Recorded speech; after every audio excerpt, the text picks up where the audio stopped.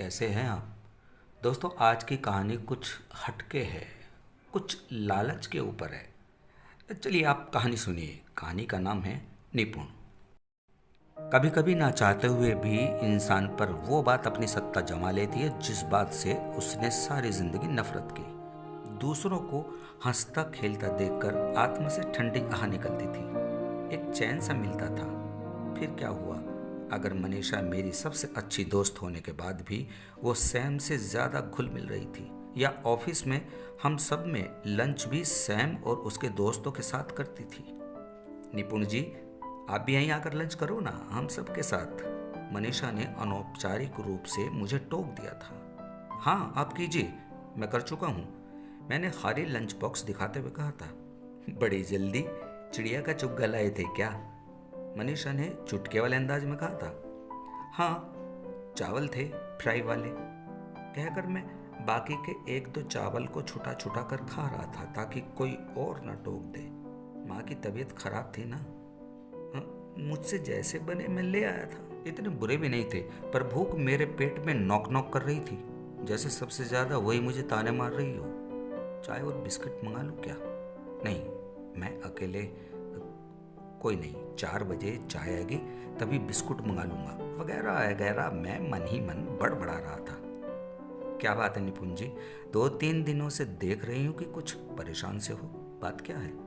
नहीं तो मैं तो बिल्कुल ठीक हूँ, मैंने कुछ कुछ आंखें चुराते हुए मनीषा से कहा था। सुबह बॉस किस बात पर बिगड़ रहे थे?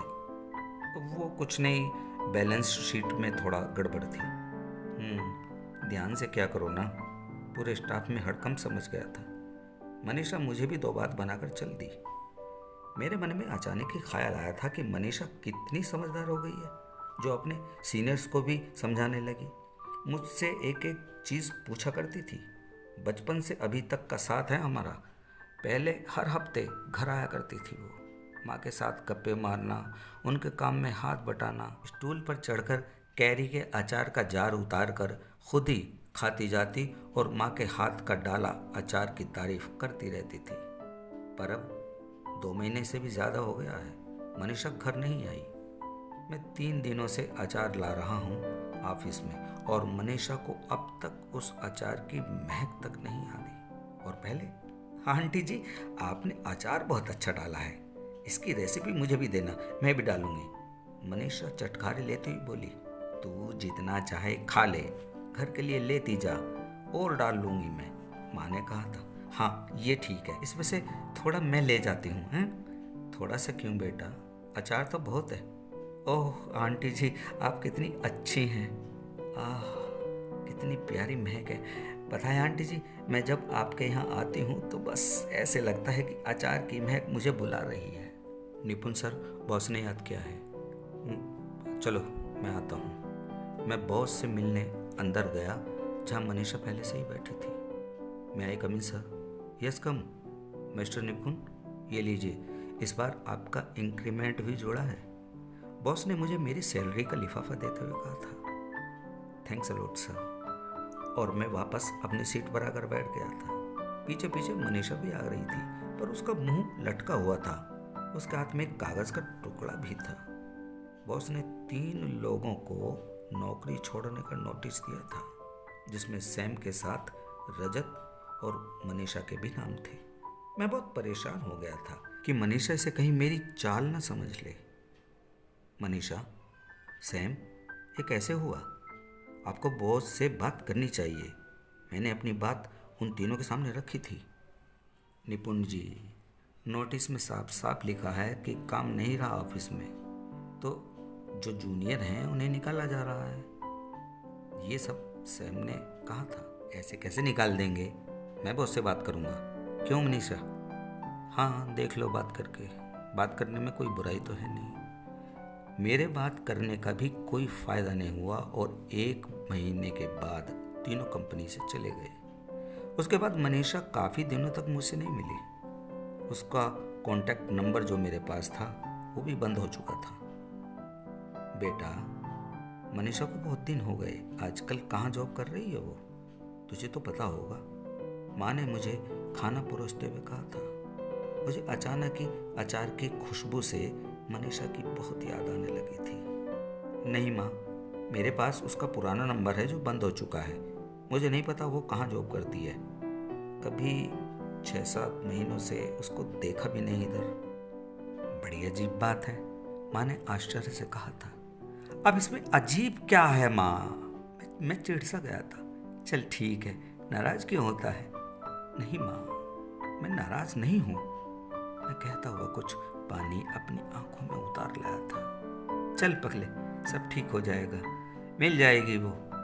और माँ ने मुझे अपने आंचल में समेट लिया था। अच्छा, अब कल का बता।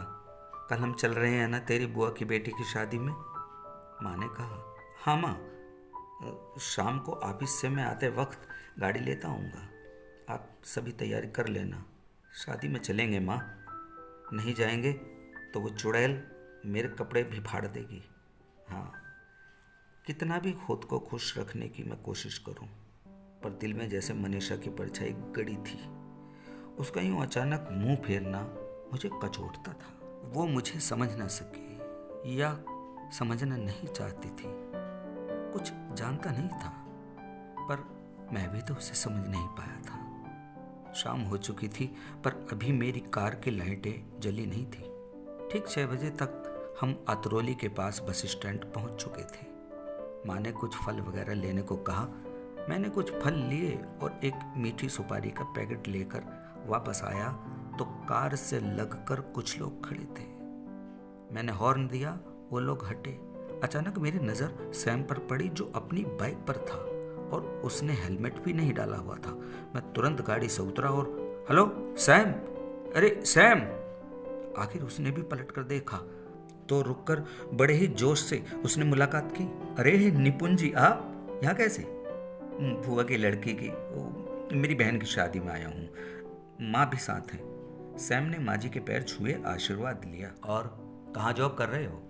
रजत और मनीषा कहाँ है? भाई, रजत का तो पता नहीं, पर मनीषा तो आजकल मेरे साथ ही है। अच्छा, कहाँ? मैंने उत्साहवश पूछा। यहीं बन्ना देवी मंदिर के पास। कोई कंपनी है वहाँ? नहीं नहीं, घर है हमारा वहाँ पे, हम दोनों का। मतलब मतलब वो मनीषा से मैंने शादी कर ली है ना। ओह, अच्छा किया। मेरी तरफ से मनीषा को कॉन्ग्रेचुलेशन बोलना। अरे चलिए ना, आप खुद ही बोल देना। नहीं, अभी बहुत देर हो गई है, अंधेरा भी होने वाला है, फिर कभी। हाँ, अगर चाहो तो मुझे अपना फ़ोन नंबर दे दो। मैं फ़ोन नंबर लेकर वहाँ से चल दिया और शादी की चकाचौंध में तन्हा एक कोने में बैठा कोल्ड ड्रिंक का गिलास हाथ में लेकर सैम से मुलाकात का एक एक चित्रण रिवर्स फॉरवर्ड करके देख रहा था। इस तरह मैंने 3 गिलास कोल्ड ड्रिंक्स गर्म कर दी, पर पी न सका। लगता था कि जिंदगी बस यहीं तक थी। मैं अपनी उम्र का आखिरी पड़ाव तलाश रहा था। 27 साल की उम्र में भी मैं थकान महसूस कर रहा था, जैसे बस अब आराम करने का समय आ गया, वगैरह वगैरह अटपटे से ख्यालात मेरे दिमाग को कस रहे थे। इस बार मैंने गिलास को गर्म नहीं होने दिया, लेते ही गटागट पी गया। तब कुछ तसल्ली हुई। सुबह होते ही हम लोग वापस बुलंदशहर अपने घर आ गए। संडे होने से ऑफिस की टेंशन तो नहीं थी। मैं बेड पर पड़ा हुआ बस मनीषा के बारे में ही सोच रहा था, पर फ़ोन करने की हिम्मत नहीं जुटा पा रहा था। आखिर मैंने फ़ोन लगा ही दिया। Hello hello Sam. हाँ, निपुण बोल रहा हूँ। अरे निपुण जी, और बताइए शादी कैसी रही? हाँ, शादी अच्छी रही, सब ठीक हो गया है। तो गुड। और आज तो घर पर ही होंगे ना? हाँ भाई, संडे है तो घर पर ही हूँगा ना मैं। अरे सैम, वो मनीषा से बात करा दोगे क्या? सॉरी, मनीषा से तो बात नहीं करा सकता। एक्चुअली में मनीषा आज सुबह ही अपने घर चली गई है। अच्छा, तो उसका कोई नंबर? नहीं, उसका पहले वाला नंबर तो बंद हो गया। उसने कहा था कि मैं जाकर नई सिम खरीदूंगी तब फ़ोन करूंगी। ठीक है।